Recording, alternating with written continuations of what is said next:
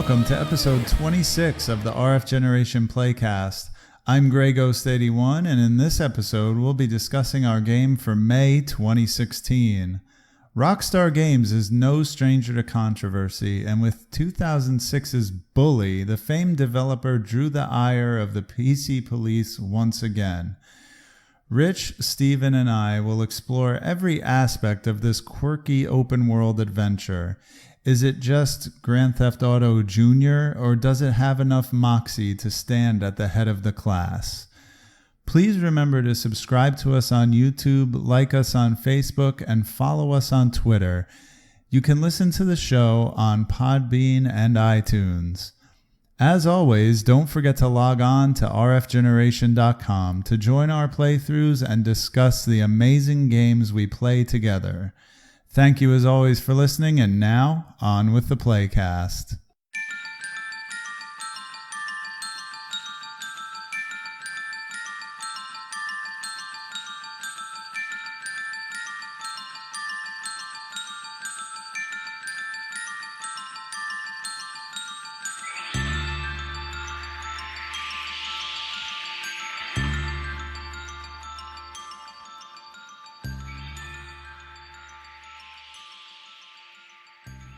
So this month we decided to play a controversial title from Rockstar Games, and that's kind of a redundancy at this No point stranger in to their history, controversy. right? Like, what game do they put out that isn't controversial? So I wanted to play Bully because that was a game that I hadn't played. I haven't played every single Rockstar game, but I've heard that one was really good, and my wife played quite a bit of it. She didn't finish it, but like a few years ago, she got really into it and, told me how good it was. So I wanted to play this game for the playthrough. So I ended up playing it on the 360 Scholarship Edition. And with me is Rich and Steven on the segment. And Rich, I know you played it on the original PS2. That's correct. This is the first time I played Bully. I played it, I think it was about 8 years ago, maybe. I think that's right. Well, yeah, around 8 years ago, 8 or 9 years ago, somewhere not too far from release. Just decided to play through, start all over, ignore my earlier save file, and play it again. I was really happy you picked this one. It's a fun game. I enjoyed it. Nice. And Steven, what format did you play it in? Yeah, I also played the Scholarship Edition on the Xbox 360, and I'm kind of speculating that maybe that's not a great port of it, and I haven't played both, so I can't compare, but maybe we'll talk about it. Maybe me and Rich can sort of discuss the differences, and sure. So we'll see how that goes. That's a bit of the reason definitely. why I played the PS2 version as well. I almost bought the Scholarship Edition, but I thought a lot of people would probably be playing the newer one, with the updated graphics and such. So I wanted to, try to, give something for us to compare it to. So awesome. Before we go any further, there's just one thing I have to clear the air of, is that I wasn't able to complete the game myself. I actually played a little bit less than halfway through the game and had to YouTube the rest of it, unfortunately, just because of a insane work schedule that I'm enduring right now.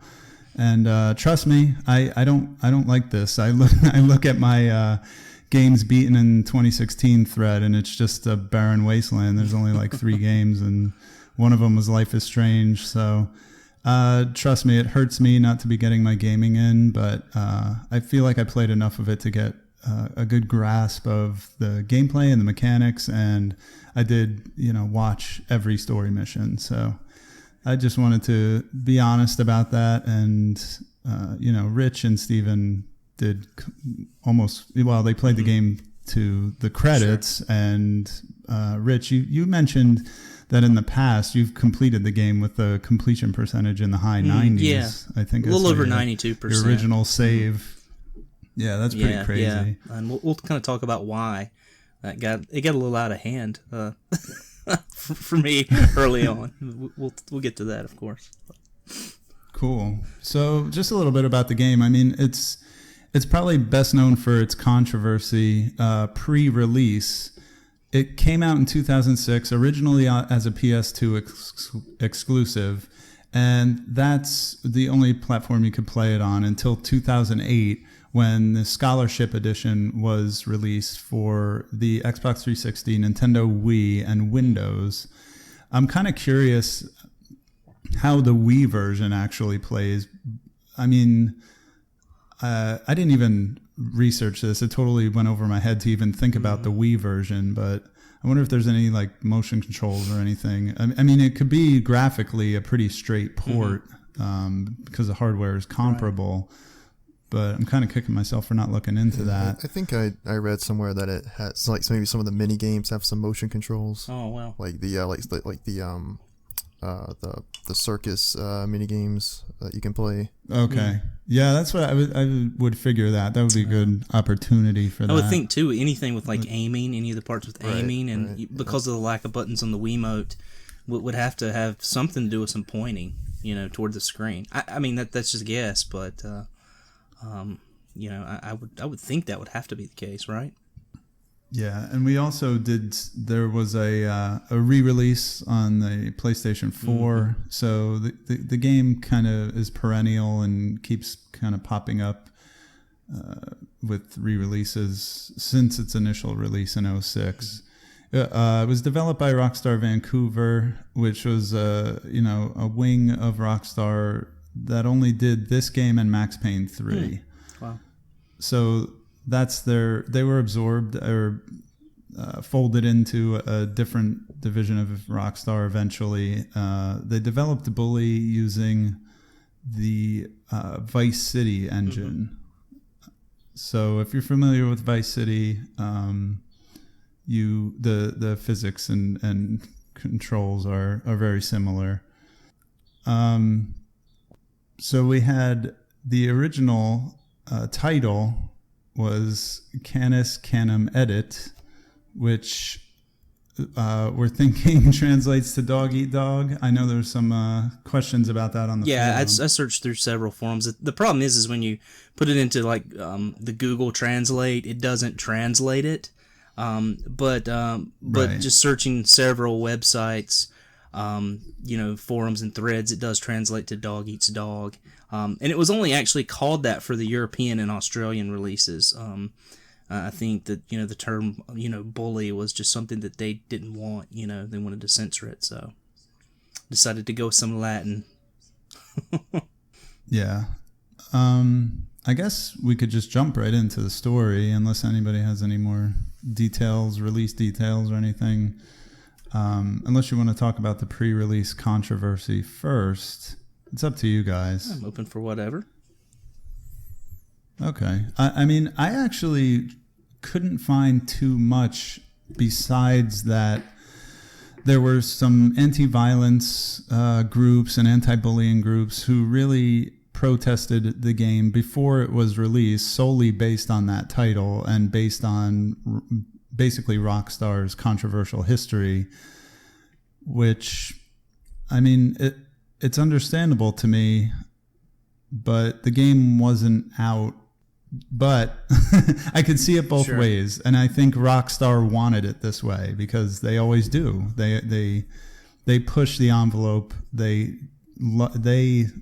relish the controversy. I think. Yeah, I think one of our members, Schlibby, one of our European members, mentioned this on the forums and was talking about, kind of throwing around the title a little bit of Bully and, why that was, changed and, possible reasons why it was changed. And like you said, for me, it's like, Rockstar has a history of being a controversial developer, and to put out a game, to move away from your Grand Theft Auto series to put out basically a game where you're involving kids, and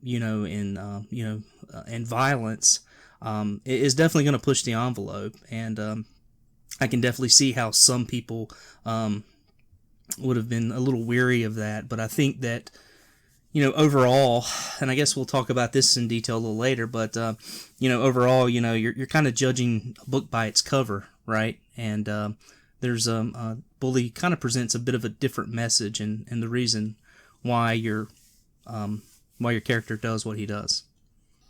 Yeah.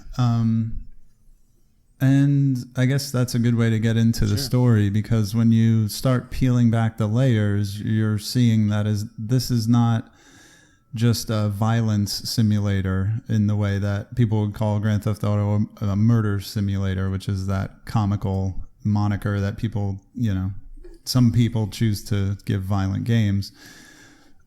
So you take the role of Jimmy Hopkins. He's your main player character. The opening scene is he is getting enrolled into Bulworth Academy by his mother and stepfather before they go away on a 1-year cruise. So that kind of sets up why he's in this school for a school year. And pretty much instantly you realize that you're shown rather that there's these classic cliques, that social groups that are existing within the school. So you got the nerds, the greasers, the jocks, the preppies, and is that all of them? There's the bullies, the jocks, the preppies, the nerds, the greasers, right? Yeah, I said the that. Townies okay, too, later. Yeah, the townies come in a little bit later. So the main story of the game in a nutshell is Jimmy kind of infiltrating and taking over each one of these groups one by one until he's basically subdued or taking control of each group. But then immediately it goes to his head and people start not liking him. He gets into more trouble with the people that he thought he kind of had control over. And all the while, the main villain of the game, Gary, is trying to take that control from you. The game ultimately culminates in a showdown between Jimmy and Gary, and that's what happens at the end of the game. Yep, that's a good synopsis.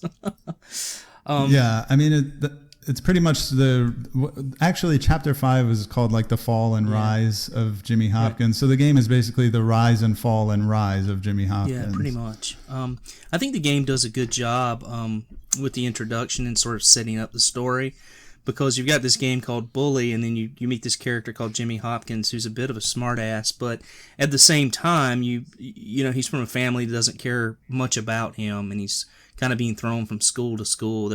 Seems that there's not like a lot of love at home, so you do sort of sympathize with him as a character. And I think, for me at least, I feel like the game, you know, even though you've got a kid, you're playing as a kid who's kind of rough around the edges, it gives you sort of a sympathetic feel for this character, and it's someone you actually ultimately care about. I mean, I don't know how you guys felt about that, but now, Steven, you want to jump in on your thoughts? Because I have some very specific thoughts about Jimmy himself. And yeah, I don't know. I guess I didn't really find him to be very sympathetic. For me personally, I found him very unlikable. And I mean, he gets a little more likable along the way as you find out that he's really trying to do the right thing. But he just seems so like over the top angsty. Like every time, you know, people just ask him like a simple question, like, "Hey, you're Jimmy, right?" And he's just like, "What do you care?" You know, it's like it's a yes or no question. Just answer the question.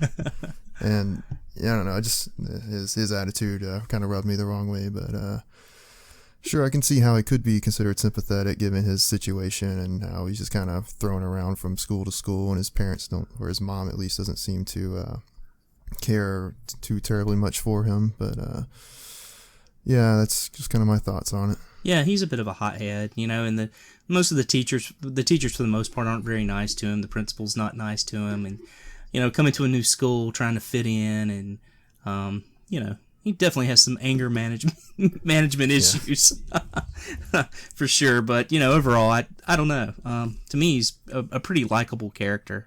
You know, and at least has a bit of an edge to him, where it makes it kind of fun to play, and doesn't make you feel so bad about some of your actions, you know. Sure. Yeah, I think for me, I saw Jimmy as fitting pretty well in the lineage of Rockstar main character anti-heroes. Okay. Think of like John Marston from Red Dead Redemption, or CJ from San Andreas, or Tommy Vecchetti from Vice City. Like they all have something in their past, or they're just straight up criminals in the case of some of the Grand Theft Auto games. So they're not these perfect, pure as the driven snow heroes. They have their issues. And I think in this game we see like Jimmy Hopkins is a bit of a snot rag, he's a jerk, you know, but he's a jerk with a heart of gold, as somebody meant, or I think Richie mentioned that in the write up. Yeah. But that's, I think he fits the role of that Rockstar anti-hero like very well. That's a good point. He is a bit of an sort of a stereotype too, of the that cliche stereotype of that kid that gets thrown from like school to school. Kind of fits that role very well. Definitely, and his character in that stereotype might be one of the more realistic stereotypes in Sure, the game. Yeah. Because it really is, and we talked about this a lot on the forums, like how if it were more realistic, it might be a little disturbing or inappropriate.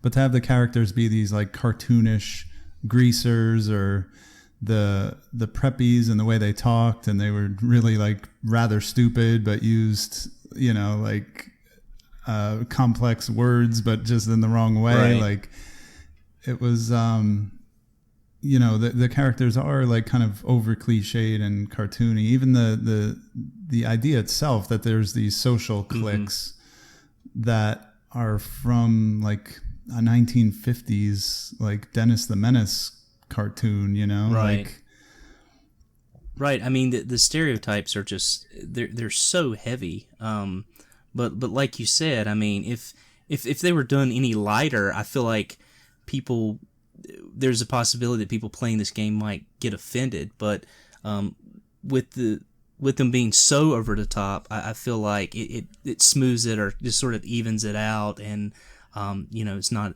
as obvious.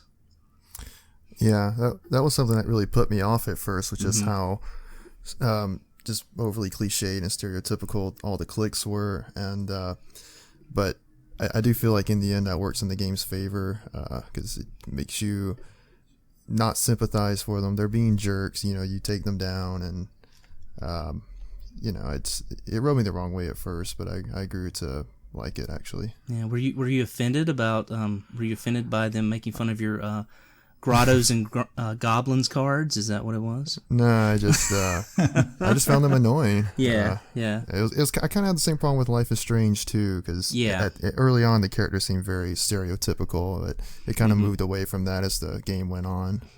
Yeah, and I think that's a lot of Steven. I think that's something you brought up, in the on the forums, was I think a lot of people are having a lot of trouble getting into this game in the first chapter, and it wasn't until sort of the second chapter where it started to pick up and sort of move away from those, not move away from those annoying stereotypes, but it seemed that the game sort of had more of a purpose, going into the second part of it, and as a result, those stereotypes became a little more lighthearted as far as humor, right? Right, yeah. Yeah, exactly. So, I mean, having gone over like the story and the characters, we can get into the gameplay a little bit. There are a ton of gameplay elements in this game, just mechanically and thematically. There's a bunch of genres being mixed. The main bulk of the game is that it's a third-person action game. It is very similar to Rockstar titles. We mentioned it uses the Vice City engine, but they have to contextualize all the violence. So where in a Grand Theft Auto game you'd be shooting people with guns, in this game you use a slingshot. Yeah. In Grand Theft Auto you would ride around cars. In this game you have to use a skateboard or a bicycle, or you can run, but there's no vehicles. And you play through basic story missions, A lot of them are things that we know commonly from open world games and specifically GTA games. You have a lot of fetch quests, a lot of escort missions. There's a lot of stealth, and there's tons of collecting everything. Throughout the game, you will acquire and be able to upgrade different weapons. I mentioned the slingshot. You get marbles that you can use to trip people. You get stink Itching bombs powder. And itching powder, Bottle rockets, and potato gun at one point late in the game. Yeah. Yep, and you'll also get a camera, which is not a weapon, but it's required for certain missions, and that's an entirely different mechanic. So the game has basically a day-night cycle, and I mentioned it takes place over the course of an entire year. Mm-hmm. So you're actually playing through a calendar year, and you're also playing a day-night cycle, where you have to attend classes. So you're on kind of a schedule. When you're running around trying to do your missions, classes will start. You have to either get to them on time, or if you get caught by the prefects, you will be forced to go to class, but you might lose some of your items. Mm-hmm. The classes are your typical high school classes. You take biology and English and music and all that, but they're played... Yeah, you complete those by doing mini games. I'm curious, like, which one of you guys want to talk about some of the mini games? Which ones you liked and didn't like? They're pretty different, so maybe we could just talk about our favorite ones and the gameplay involved. Sure. I noticed some people were talking about some of the classes, and I think in the PS2 Bully. There's a limited number of classes. I think there's only 6. There's there's art, photography, English, chemistry, shop, and I feel like there's one more. Oh, gym. And so those are the only 6 classes. I'm curious. I noticed that Pam on the forums had mentioned something about geography, and I think one of you mentioned something about biology. Are those classes that are in the scholarship edition by chance? Yeah. Yeah, that's interesting. I didn't realize that wasn't... I was going to mention one of my favorites was biology, where you actually get to dissect animals, which is like kind of neat. Yeah, that's not in the PS2 release. So, most of them are, especially Shop was probably my least favorite. It's just a series of QTEs, and one of the things asks you to roll the thumbstick, and it's not always like responsive. If you roll it too fast or too slow, you'll fail. So it's a little annoying. Chemistry is another QTE, and it's not as bad. Right. But surprisingly, having English degrees, English was my worst subject. Trying to make those words. Oh right, I've forgotten about that one. I had to start looking them up. Yeah. Oh wow. Yeah, I had a really hard time with those too. I failed it the first time. I don't think I could pass English 3. So that was my toughest. But my my favorite was art. And for 2 reasons. One is because it was basically just a like a Kix clone, and I really love that game. And the second reason was the obviously Hot for Teacher. I had a hard time with that one at first because I knew you had to make boxes with the lines, but I wasn't doing it in the way the game wanted me to, so I always failed it. But I had to look up a YouTube video to see how to actually do it right. But and yours might have been a little different from what mine was. I mean, mine was just you didn't have to make like straight boxes. You just had to cover area like you would in a normal game of like Kix. Yeah, I'm not really sure what I was trying to do originally, but I was doing it wrong originally. But I actually really like the gym class. Oh yeah, particularly the dodgeball mini game you would play. I thought that was fun. Yeah, that was fun. The wrestling one, you learned a few more moves, right? A few more fighting moves, and you can also learn fighting moves by delivering transistors to the hobo that lived behind the school bus, which was a lot of fun. That guy was awesome. And then if you give him all the transistors, he he teleports away or something. What does he do? I don't know. I wasn't able to find them. Oh man, yeah, I definitely didn't get them all. Oh man, he does something kind of weird. He makes like it almost looks like he's getting sucked up into a UFO. Something like that happens. That wouldn't surprise me. What was your favorite game, Shawn? I think, like I said, I like the biology a lot, and I like the concept of the English, even though it made me feel stupid. Like, I like doing like word jumbles, and like you feel great when you find a word, you know what I mean? But was there a music class, Stephen, in ours? Or because I remember doing music, but I know there were like side missions that involved it. But yeah, that was just a rhythm mini game, like pulling the left and right triggers to shake the maracas or whatever. Oh wow, okay. Yeah. So that one was, I don't know. I don't know if I liked it, but that one might have been different from the older version. I didn't really like that one. For some reason I felt like the hitboxes were kind of off. I don't know. Sometimes, most of the time, I felt like I hit the notes, and sometimes it would say that I missed them. So the lag is real, bro. Maybe it's just me. I don't know. Maybe I'm not as good at it as I think I am, but who knows? Yeah, and I guess we should say the classes. You didn't have to attend the classes. There's always punishment if you got caught while class was in session. It would you'd have a truancy that would flash up, and that you'd be suspect to any of the school administrators could track you down if you didn't run away from them, and also the police would get you for skipping class if you went to town. So, did you guys skip a lot, or did you guys go to a lot of classes? Did you try to attend when you could?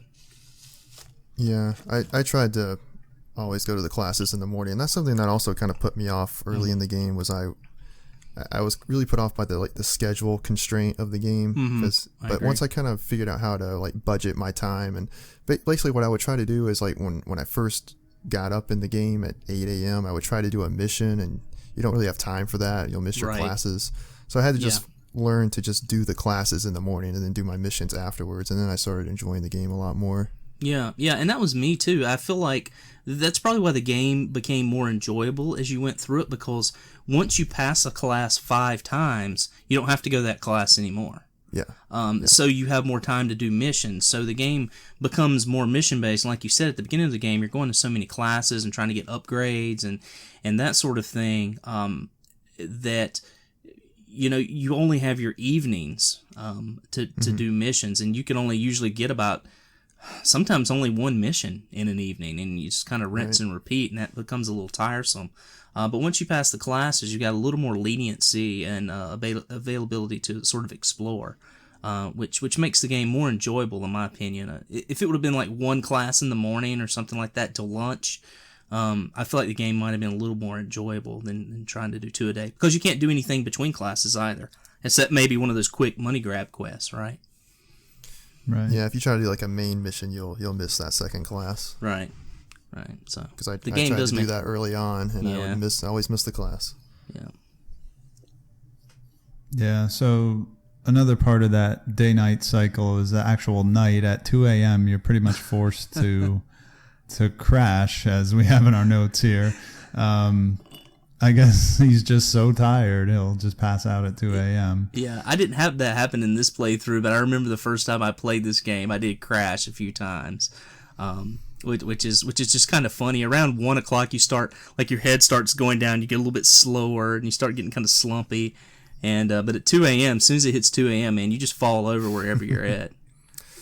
That didn't actually happen to me, but I came very close once or twice. I mean, within 5 minutes on the end game clock, I cut it very close. Yeah. So one way or another, you end up back in your dorm room every day, which is basically your home base. Again, in the vein of GTA, it's like your house in GTA. You can save, you can change your clothes, your hairstyle. Sometimes there's a lot of missions that are triggered in the dorm building, but you can, save your game and sleep in the dorm. And yeah, so there are so many things going on in the game for gameplay itself, we didn't even mention. I mean, I mentioned collectathons as part of a mission structure, but there's rubber bands and there's all kinds of other stuff around the world. Breaking Gnomes is one of them. Right. I didn't even know. Grottos and was it Grottos and Gremlins or Grottos and Goblins cards? Those are collectibles. There's several collectibles in the game and like little small, kind of side missions that are really kind of neat and sort of add to the game. Do you know if you get anything special if you find, like, say, all 75 rubber bands, or if you actually complete any of those? I have no idea, but I do know that I would assume you would. You get outfits and stuff just for just doing simple missions sometimes, and some of it's even like you'll get new outfits for just running. Like if you've covered so much ground in the game, you'll just get something, or go so far on a bike. You'll get special outfits and stuff, but I'm sure it goes towards your 100%, and I'm sure you do get something for it. I would imagine. But I don't know. I noticed there were because playing on the Xbox 360 version, there were achievements for riding the bike so many kilometers and running so far. So I guess those are linked to those outfits. I didn't actually get those. But, yeah. And that's one of the things about this game, and I wanted to mention that since we're kind of on it. That was one of the things that really. This was probably the first game that I ever played, because between college and graduate school, I didn't play a lot of video games when I was in graduate school, and then my wife and I got married and moved into a house, and I ended up buying a PS2, and I hadn't had a system in forever, and I think the PS3 was probably almost out when I got a PS2, if not already out, and this was one of the first games I had played on my PS2, and it was probably one of the first games that I played that had like extreme like collectibles. Do you know what I mean? That was like a big thing in this game, and I got really obsessed with it. Finding all these things and finishing all these missions, just running around different parts of town just to see if I could see like a blue X coming at me, so I could just finish another mission. And just really exploring. That's funny because we talk about how I'm usually the completionist, and I didn't really feel compelled to do that stuff in this game. Yeah. And similarly, like the GTA games have always had like collectibles. I never really went out of my way to find those either. In those games. And I'm not much of a fan of collectibles now, but I think at the time for me it was so new that it was sort of exciting, and. As part of my personality to be, kind of a completionist. With newer games, I've just kind of, don't want to invest that much time into finding all these small things, and achievements. I don't concern myself with those things. But back then, for the time, it was new to me, and so it was something I got really obsessed with and thought was pretty cool thing about the game. I also want to mention that Shawn said something about how the boys' dorm is sort of your main place to like sleep and things like that. But you also, if you do like the challenges, which are noted by like the red stars, there's usually one for every chapter. If you do that mission, you actually earn a crash pad. I'm assuming that was in you guys' game as well. Is that correct? Yeah. Okay. I know what you're talking about. Yeah, they were in the game. I unlocked them all, but I never found myself using them. I always went back to the dorm. Yeah, I used a few of them. I think I used some when it would kind of get late at night. I think I used the Townie crash pad a few times, and then I used the one for the jocks out near the football stadium a few times on some of the later missions, but that's about it. I didn't use the beach house, the preppy beach house. I think I think I saved in that one time, and that's the only time I ever used any of them. Yeah. One of the things I really liked about the dorm room, and speaking of collectibles, did you notice like around the dorm room, like every time you would complete like a mission, you would like something would be added to your dorm room? Yeah. Well, I mainly noticed the pictures of the girls. Yeah. There's so it's like the Bat Cave. Yeah. there's a panty raid where you tack a pair of thongs on your wall, and there's one at the carnival where you win a big stuffed bear, and then Most of the missions have something as like a collectible that kind of shows up in your room, and so you can kind of see that and think back, oh yeah, I got that from that mission, or I got that from this other mission, which I think is really cool. I really like that touch to the game. There's a lot of things in this game, and I think Schlibby, one of our members, sort of pointed it out. The game has an amazing sort of attention to detail, even as a PS2 game. You can do things like wedgies, you can cram people in lockers, start food fights, slide down banisters. So there's all these like small things that I feel like they didn't have to put in the game, but they did to give it kind of that really neat sort of prep school or kind of high school atmosphere,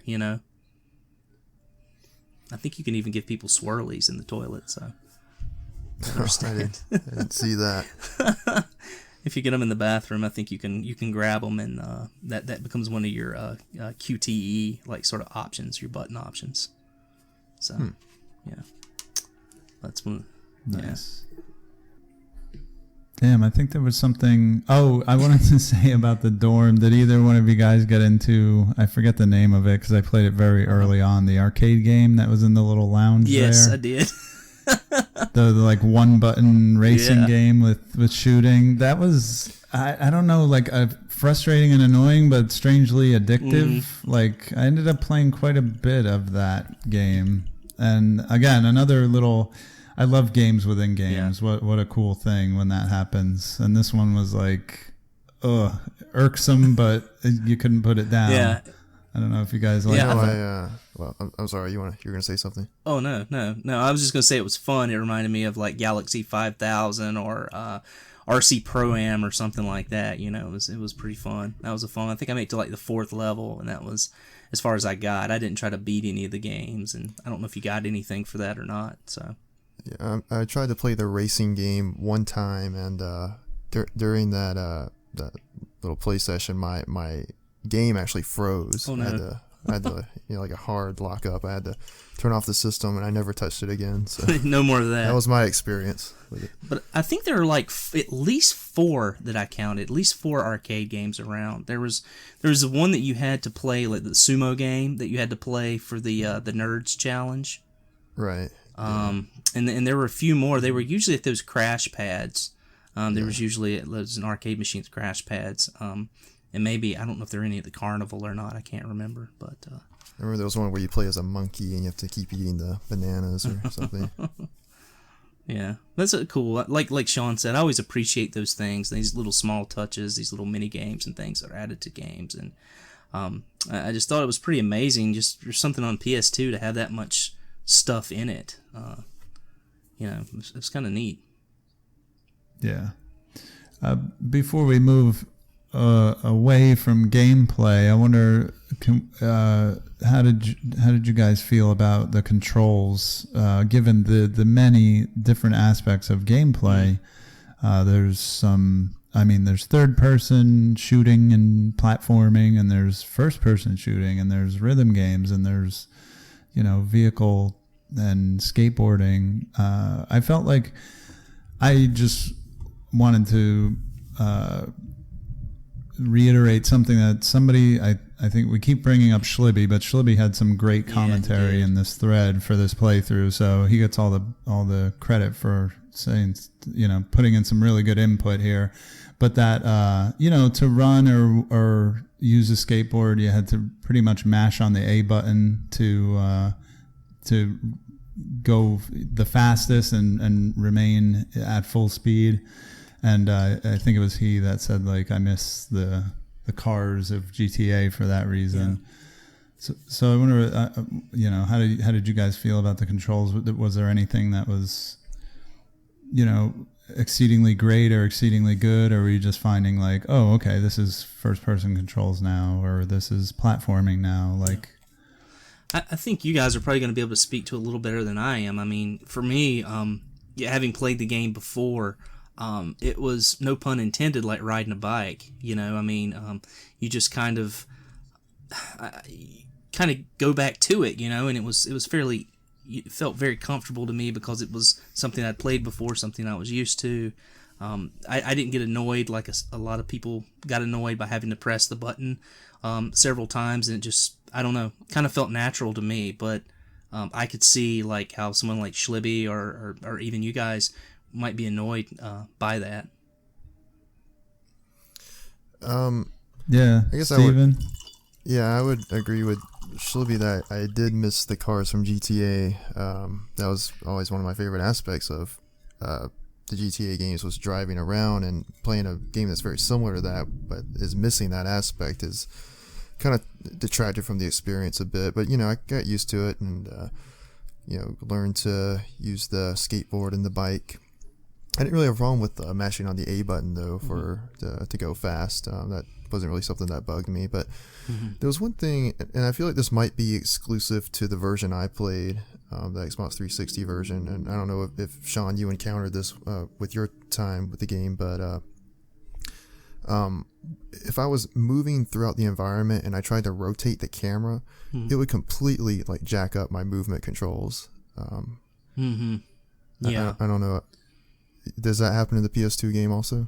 Yeah, it's a little backwards sometimes when you're running and you try to, change your view.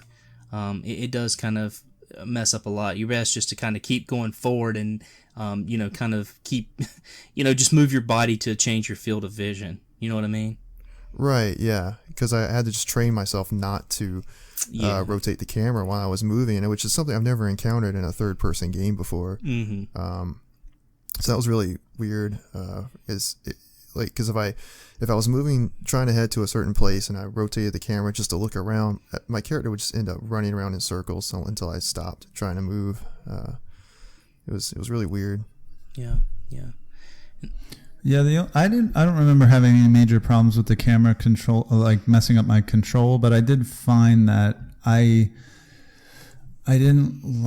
wasn't satisfied with how high or low I could actually pitch the camera.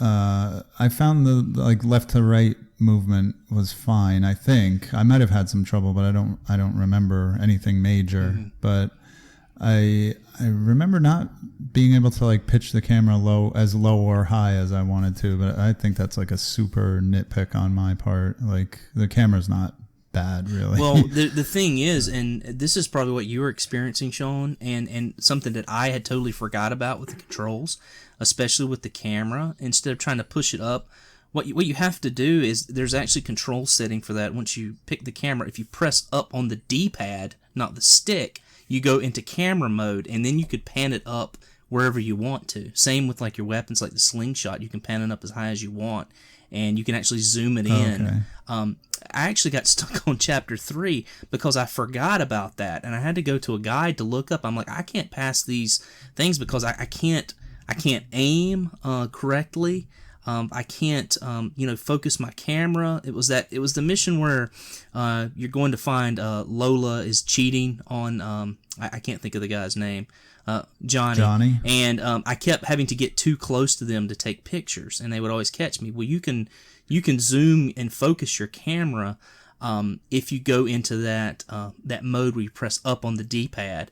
And I kept failing that, and I went online to look it up, to see if I could, figure out how to aim better, and figured it out, through a thread. And I was like, oh my gosh, this would have been so much easier, had I been able to do that. And I think that's sort of how they compensated for firing your slingshot or your camera and aiming and stuff like that, was pressing up. And once you learn that, it becomes a much easier game. It's actually a nice touch to the game. So I see. Yeah. Another thing that was that was present in Grand Theft Auto as well was those different camera types. Yeah. I should have figured that, but I never experimented with using those. And just kind of to go back a second to vehicles, about bikes and skateboards and things like that, I just wanted to say I really like the feel of the skateboard. I mean, it felt like you were on a skateboard, when you're trying to steer, and the bike the same way. I really liked how the different bikes had different handling and different controls. Your mountain bike, it wouldn't jump, but it controlled really well. Your BMX bikes, you could just sky on those things. You could just do huge bunny hops. I'd always try to jump over cars to see if I can, clear cars and things like that, and doing 360s in the air off the top of the steps, down to the football stadium, and just being goofy with the game, having a lot of fun. But I really like the controls of the different vehicles in the game, though you didn't get to drive around cars and things like that. I think they did a good job of really mixing it up and giving just sort of individual properties, nice properties to these vehicles that were actually in the game. So I did want to mention that. So I don't know how you guys feel about it, though. Yeah, I didn't really have a problem with any of that stuff at all. I wanted to ask, though, because I assume you might have played around with this, but I heard that there were go-karts in the game. I think somebody mentioned them on the forums, and so they were a lot of fun. Mm-hmm. I didn't even see where there were go-karts in the game. I think someone was talking about in the carnival. I think there might have been like bumper cars or something like that. I know there was the lawnmower missions, but no, I didn't find any go-karts or get to those either. So just trying to play through the game and finish. Finished on the 30th, so I'm lucky to have finished it all with the birth of my third child. So I'd like to say a little thank you to my wife for that, for allowing me to finish this game this month, giving me some time. Yeah, you're making me look like a freaking schmo. I got a lot of work. I can't play the game. This guy's over here having babies and finishing the game in like 2 weeks. It wasn't easy. I guess if you guys don't have any extra things to talk about, there's so many gameplay elements, but if you want to get into the graphics and sound, like I was saying, like Steven and I playing the 360, we got a little bit of an enhanced version, an HDified version, and we've already talked about the graphical detail, the little touches. This is a very lush world.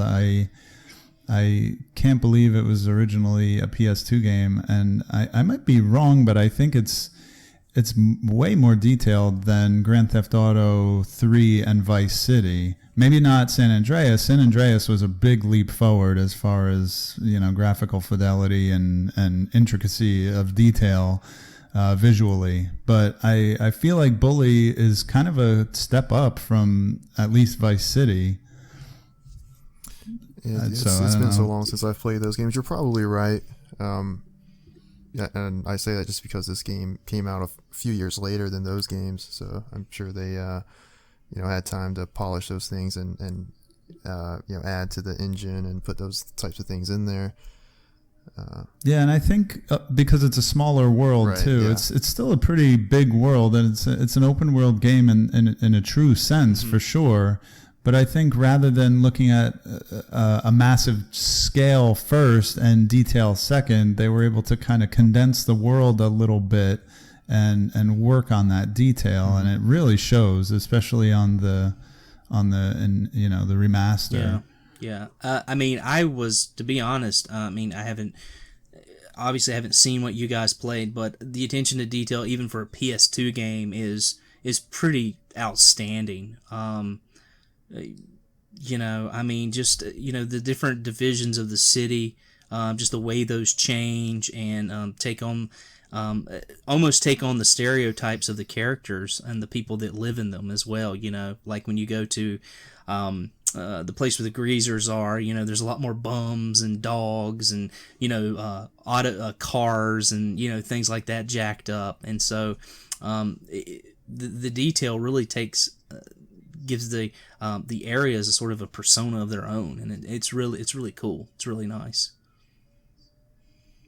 Yeah, definitely.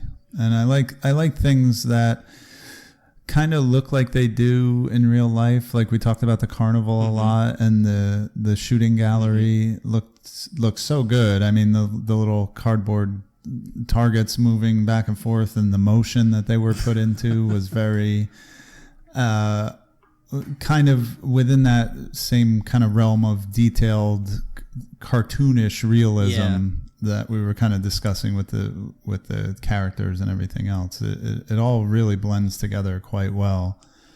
Yeah, I wish I'd had more time to spend at places like the carnival. I think I played like one carnival game just to finish the mission that I was working on or whatever.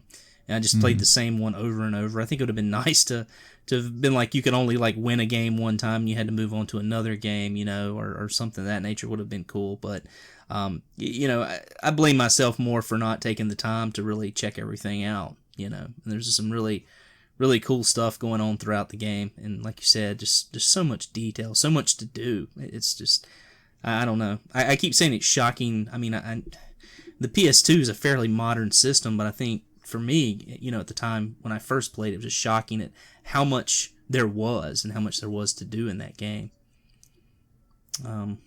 Yeah, definitely. Now the music, on the other hand, well, no, actually, the music is great. The music is great. It's rock, it's jazz, it's bebop. It's very cool. There's just one problem with the music, and it goes like this: do do do do do do do do do do do do do do do, and it does that forever, and it makes you want to turn off the system. Yeah, the loops are a little short. The music's great, like you said, but it's just in such small loops that it gets old fairly quick. A lot of it's reused a lot, but there's quite a variety of it depending on what you're doing. Yeah, they're definitely, and like we said, year-round calendar. During the Christmas season, the game is filled with Christmas music. Halloween, the same kind of thing. Yeah. Steven, how does our resident metalhead feel about all this cool jazz and bebop in this game? Man, I'm having a really hard time recalling any music other than that main theme.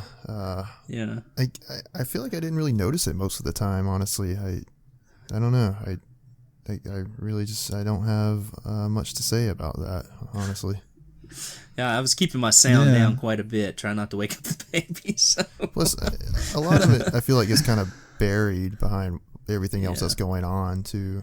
Yeah. So not really paying much attention to it. Sure, and I think we've said this on the show before. If music is just there and you don't pay attention to it and you don't notice it, that's not always the worst thing in the world. Right. Yeah. Right. If it's not annoying, you're a step ahead already. It doesn't stand out either as good or bad. So. Right.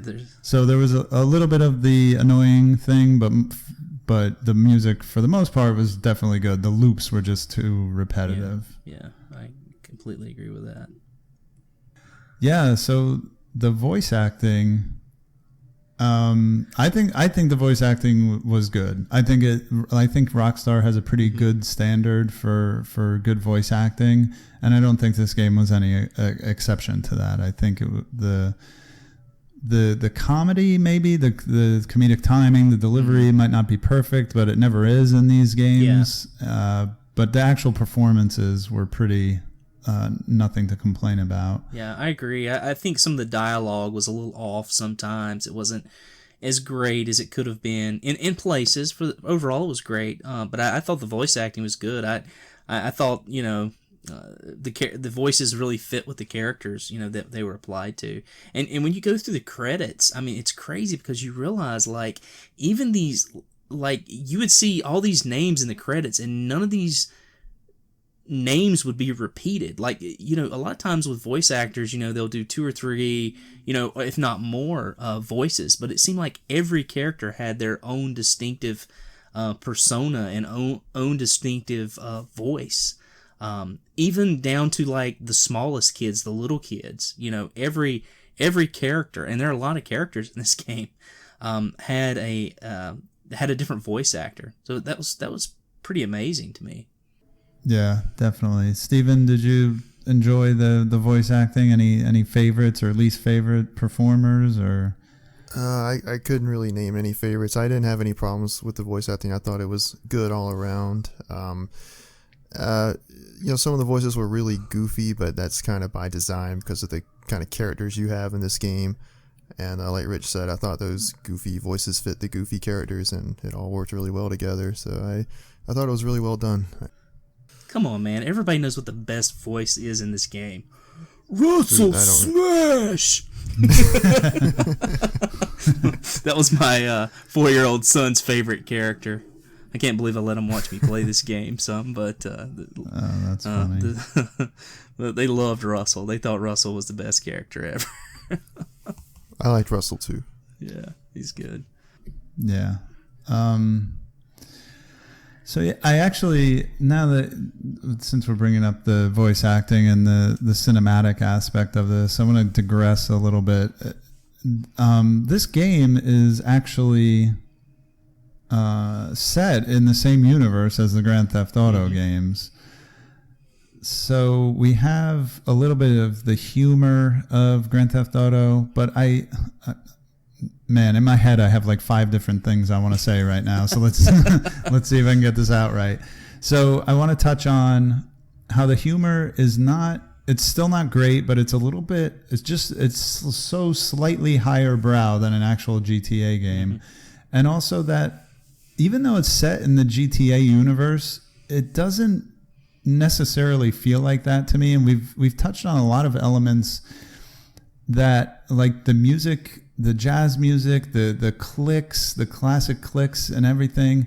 This whole game to me felt like something that could be set in like the 50s or 60s. And I really think they had to be going for that vibe. There's almost like a lot of the aesthetic of this game, just the feeling of it reminded me of the movie A Christmas Story, which takes place in the 60s. Like, don't you guys, are you with me or am I just crazy? No, I think so. I mean, I think you bring up a good point. I mean, I think one of the biggest, the greasers are kind of a strange stereotype that you don't feel like really exist in modern day. Right. There's no greasers anywhere. Not like that. Like, I don't know, man. There's haircuts are coming back though, right? Are they? I'll get one. I sort of have one. Was it the pompadour? Yeah, it's a big thing now. Yeah, but yeah, I think you're right. I think you're touching on something good. I mean, it's and you know, like, I guess kind of what you stereotypically think about is like a nerd, you know, with the black rim glasses, you know, and the, you know, right, that take on that persona. I mean, that's not. You know, I mean, traditionally that's the way they're personified in movies, you know, set like in the 50s and 60s, or, you know, when you watch Back to the Future, which I watched recently, you know, that's sort of how they're personified. Although black rim glasses are cool too now, right? Apparently. So what do I know? Totally. Yeah, no, I just wanted to touch on that because, of course, you know, there are many ways to see that this game does in fact take place in the modern day. I just felt like just that overall feel it just has like this classic, you know, Leave It to Beaver kind of, like a demented Leave It to Beaver kind of motif to it. Yeah, if that makes sense. I can see that, and what you were saying too about like how this game doesn't really feel like a part of that. Grand Theft Auto universe. I get that too. I get that feeling too. I mean, and I feel like this game sort of stands on its own. I never felt like playing it. I knew I was playing something that was developed by the same company that developed the Grand Theft Auto series, but at no point did I ever feel like I was playing a Grand Theft Auto game or that this was some like small part of that universe, if that makes sense. Yeah, no, I agree completely. I feel like the other Grand Theft Auto games mesh with each other quite well. And I mean, they have shared characters and shared locations and stories and everything. So it's rather obvious that they're all interconnected.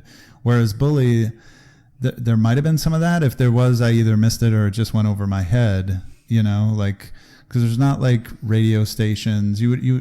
I don't know, Steven, I don't know if you're more of an expert on the whole universe or whatever than I am, but I wasn't seeing too many like, oh yeah, like that's a reference to that guy from Grand Theft Auto Vice City. You know what I mean? Like I didn't find myself seeing or hearing any of that kind of stuff. Yeah, I mean, I've played like every GTA game since GTA 3, and I didn't recognize anything that I recognized to be from GTA in this game.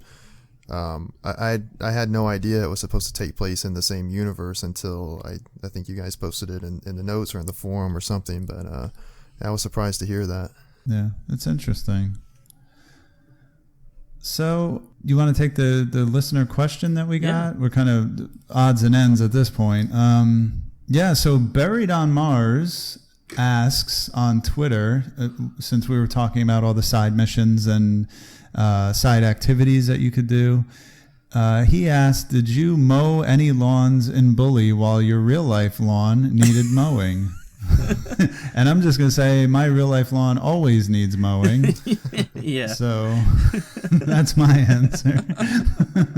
I didn't mow any lawns this time in the game. I was just trying to finish the game, so I didn't really play any cash missions other than I did 2 rounds of the paper delivery. Just because my kids were in the room, and I thought it'd be neat to do that. And that was like a really cool, if not better, version than Paperboy. Pretty easy, but a lot of fun. So, do any of you guys do any of the lawnmower stuff? I think I did it like twice. Yeah. I don't recall if at the time if my lawn needed mowing. But I didn't find it particularly interesting. I would have had more fun mowing my own lawn, to be honest. Oh. But I did the Paperboy. Actually, I think I did all the paper delivery missions. Yeah. What'd you get for that? Nice. I don't remember. An achievement. Yeah. I think you do get an achievement, actually. Yeah. Yeah. Well, thank you for the question, Buried on Mars. And you listeners can ask us questions on Twitter at RFG Playcast, or on Facebook, or come on the forums, rfgeneration.com. Get on those forums, ask us questions, and we'll definitely address them for sure. Thank you, Buried on Mars, for the question. So yeah, the ending itself, we have here, just from a story and a gameplay perspective. I also wanted to talk about Gary himself, and I wanted to throw out something out there about Gary as an antagonist, and just tell me if I'm way off base, if I missed something, or if I'm not reading enough into it. I feel like Gary's character was a little flat, and his one character trait is basically causing mischief by saying that somebody said something about somebody else, right? And that seems to be how Jimmy's always having run-ins with people, is because Gary said that Jimmy said something about them. Yeah, is that fair, or is that he's very manipulative. Too simple? Yeah. Yeah, he even manipulates Jimmy at the beginning. Yeah. I mean, obviously, he has Jimmy working for him at the beginning. Totally. But I think there's a phrase that's repeated throughout. Gary, you're a psychopath. So I think he is a bit of a psychopath. I mean, I think he, enjoys, even, the principals and the teachers say nothing but good things about him. So he does put on quite a bit of a show to impress people. And so I think a lot of people do believe him because of that. But as Jimmy, you kind of, is Jimmy and Petey, the other sort of character in the game, you kind of see, what Gary's true colors are and what his motive is throughout the game. But I'm glad you brought him up, because he is a very essential character in this game. Oh yeah, totally. And the final showdown is with him, and yeah. Boy, Rich, you could probably talk about this best. You finished it most recently, or Steven. I just kind of watched it. It looked pretty intense, climbing the scaffolding and avoiding the obstacles, and it seemed like a good end boss. Yeah. Definitely fill us in on that. Well, you've got, I guess you guys have noticed, you've got 2 sorts of missions in the game. You have one that, if you fail a mission, you have to start it all over from the beginning. And then you have these missions that if you fail, you only have to start over at some point in the mission, which are the ones I like best. Because starting an entire mission could mean like traveling to the other side of town just to start it. Right. And this, and Steven, you correct me if I'm wrong, but basically the ending is sort of a sequence of maybe 3 events, 3 sort of longer events, and then a final confrontation with Gary. And among these events, as you mentioned, Chapter 5 is the rise and fall of Jimmy Hopkins. Everybody hates Jimmy because Gary's been spreading all these rumors and creating chaos. And so basically everything you've done up to this point has sort of been broken down, and you have to go in and, oddly enough, as someone who's trying to do everything that's right and has a heart of gold, the way you make change at this school is through violence and enforcing violence. As the bully, I mean, that's basically what you do. You become the head bully to take over this school. And once again, you're called to go in, you and Russell, and go in and just find the heads of the gangs and trash them, beat them up, and then it ends up in this sort of final showdown with Gary. And Stephen, I'm interested to hear like kind of what your take is on the final battle with Gary. I thought it was pretty well done. You like Shawn mentioned, you're climbing some scaffolding. Gary's kind of throwing some projectiles at you. You have to dodge, and it sort of culminates in a fist fight with Gary. And I think after an entire game of dealing with him, you're pretty happy to punch him in the face. But yeah, I think one thing we didn't mention though is kind of important is you actually get expelled from the school shortly before this, and which I thought was kind of odd because I hadn't finished like all the classes yet. And I was like, well, now I can't do the classes anymore because I'm expelled. Right. But after you beat Gary, there's a very James Bond part where he's sort of describing his whole plan, and the principal apparently overhears it, and he knows. I don't know what they do with Gary. Actually, they lock him up somewhere, I guess. But the Bond villain, spilling his guts, you know. Yeah, yep. And so you basically drag Gary out, and then the game basically you roll through the credits, and then you get what's called Endless Summer, which is basically you can go back and do all the collectibles, take the classes, do whatever you need to do to 100% the game, which I think's neat. It's really cool that they allow you to do that. You don't just have to sort of stop, like a lot of games you have to like save your game before you go fight the last boss and then do all your stuff, get your collectibles. But I think that Endless Summer is kind of a nice touch. I really like the way they did that in this game. And I don't know of any others that do that, but again, I haven't played as many modern games as you guys have. Yeah, I feel like most open world games give you like a post-game free roam mode to kind of clean up. I know one notable exception is Fallout 3. Yeah, once you... it's funny, I was actually going to say New Vegas because that also just ends and you're done. Oh, okay.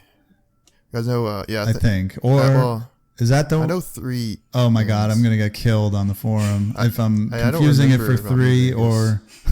I know for a fact Fallout 3 just ends at the end. You can't go back and do anything. Okay. I don't really remember about New Vegas, and I'm pretty sure Fallout 4 lets you go back and do anything you want to do. Yeah, I almost feel like that's the standard for an open world kind of open. It's open. You should be able to keep playing. Sure. It shouldn't just end. So yeah, that's a great addition to this game, and the Grand Theft Auto games that I've beaten are like that. I haven't finished them all, but yeah, the ones I have, you can just keep going and doing your thing. So, well, speaking of Grand Theft Auto, unless you guys have any other major points you want to talk about, first I want to go over the participants because I totally just skimmed right over that in the beginning. So thank you, Beauchamp, Disposed Hero, who is Steven on the air here, Dougley 007, Grey Ghost, which is myself, Metal Fro, Monkeys19, our good friend Pam, the aforementioned Schlibby, thanks again for being awesome on this thread, and our very own Single Banana, which is Rich on the air right here. There ain't no stopping Jimmy Hopkins. So thanks as always for everybody who participated here. This was great, and so yeah, I want to wrap it up with I don't know how Rich is going to be on this question, but maybe Steven could help me out here as far as where Bully stands amongst Rockstar's other titles. And we've played Max Payne 3 as a past playthrough. And I've played almost every major Rockstar game, not all to completion, but I've at least played a good amount of all of them. And I've heard, I can't quote anybody, I couldn't find the actual people who have said this, but I've heard people, personalities and journalists, saying that Bully is like secretly the best Rockstar game that there is, because of the things that we've discussed, the actual depth, the themes, just attention to detail, gameplay wise and visually and musically and everything we've talked about. There are people who would contend that Bully is actually Rockstar's best game. I would disagree, but I'll kick it over to you guys first, and I'll kind of explain why I feel the way I do. I'll start, since I have probably the least to say about that. The only thing that I can compare it to is I've played GTA 3. That was a game, as I said before, I think on the forums and on the podcast, I'm not opposed to like the themes and things. I'm not against the themes, the stuff presented in the GTA games, but I, for whatever reason, just don't find them very enjoyable. I think it's just, that's just not a persona that I enjoy taking on. Whereas with Bully, I feel like there is a redemptive quality to Jimmy Hopkins, and for that reason, I don't know. I just enjoyed this game a lot more. But I can't speak to, the catalog of Rockstar games, that since GTA 3 is the only one I've played. I mean, possibly there are other more sort of sympathetic characters that have been, brought into these sort of situations. To me, like the level of violence in this game is so minute compared to, the other Grand Theft games. And I don't know, for me, it's a little more lighthearted, and just enjoy it more than, Grand Theft Auto 3, which is the only thing I can compare it to again. Well, see, I typically hold Rockstar games in pretty high regard because I enjoy most of them very much, and I did enjoy Bully quite a bit at the end of it, despite the problems I had early on. But that being said, I would probably rank this as one of the lesser Rockstar games in my eyes. I think it has a lot to do with just kind of the high school theme and setting. It's kind of the same thing with Life is Strange. It's just not something that really appeals to me very much. And there were I feel like for the most part, a lot of things you were doing for like the first half of the game weren't very interesting. It got far more interesting in the later half, but there's just like so many fetch quests early on, and that kind of rubbed me the wrong way. But like I mentioned how I kind of missed the driving from like a GTA game, and I kind of prefer the sort of crime drama stories you get with GTA. And the only Rockstar games that I've played, and I have very little experience with this series. I've only played the first one a little bit, but the one series I might consider to be not quite as good as Bully would be the Manhunt games. But I've only played those a little bit. But I'm a big fan of GTA and Red Dead Redemption, and The Warriors is also a very good Rockstar sort of 3D beat 'em up done well. I've always thought about picking that game up. I see it quite a bit. But. Oh yeah, you should. And I really enjoyed Max Payne 3 as well. You should grab that if you see it cheap. Yeah, Max Payne 2 and 3 are awesome. I'm not too as harsh as you are, Steven, and wow, that's easy for me to say. I didn't even finish the game, but like I said, I got enough into it that I, understood the mechanics, understood the story, the humor, everything. So I do think the game was really good, and I would, I thought about this a lot, and the punchline of this is that I think Red Dead Redemption is Rockstar's best game. But now I'm thinking, where does Bully rank, like, around the Grand Theft Autos? It's certainly not as good as San Andreas or Grand Theft Auto 5, but Is it more fun than Grand Theft Auto 4? Maybe it is. Is it more fun than Grand Theft Auto 3 or Vice City? Maybe. Like, I would kind of rank it like kind of in the middle there. Yeah, I mean, now that you mention it, I may rank it higher than maybe GTA 3 or 4. Probably not Vice City or San Andreas, and then not 5. But I wasn't trying to sound harsh about the game. I mentioned before, I kind of went off there that I did really enjoy it, but yeah, that's I'm sorry, that was a poor choice of words on my part. No, because when you're looking at all Rockstar games and just saying Bully isn't one of their best, that's not harsh. Right. That's, you know, like picking your favorite Beatles album or your least favorite Beatles album or something stupid like that. So yeah, I totally get what you're saying. So yeah, that was Bully. An early ish Rockstar title, open world game that kind of put a spin on the Grand Theft Auto formula in a teenager's universe. So thank you for everyone who joined.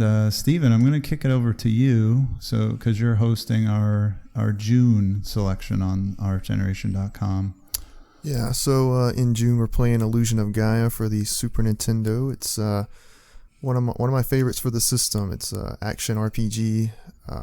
You control a boy named Will, and he just to put it simply, he's on another adventure to save the world. But one thing that I found really very interesting about this game is that you actually go to a lot of real world historical locations. So you'll find yourself going to the Great Wall of China and the Egyptian pyramids and places like that. So yeah, it's a really cool game, one of my favorites, and I hope a lot of people check that one out. I'm looking forward to it.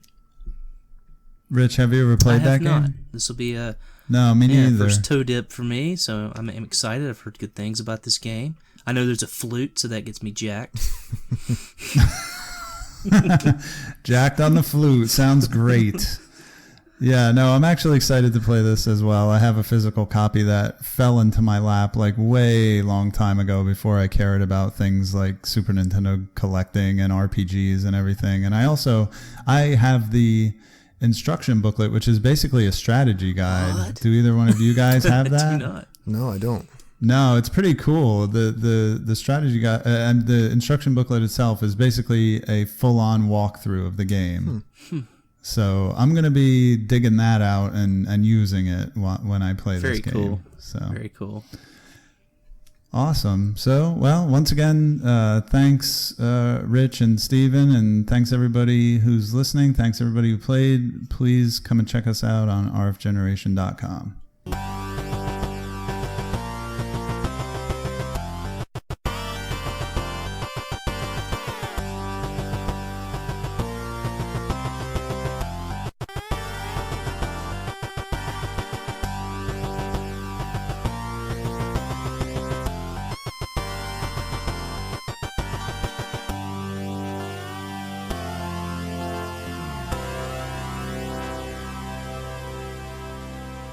Well, that'll wrap up another show. Thanks again for listening, and an extra thanks to everyone who participated in the playthrough and joined us on the forum at rfgeneration.com. In June of 2016, Steven will be hosting the underrated action RPG, The Illusion of Gaia, which is available on the Super Nintendo Entertainment System. Log on to rfgeneration.com to join us. Thank you as always for listening, and we'll see you next time on the RF Generation Playcast.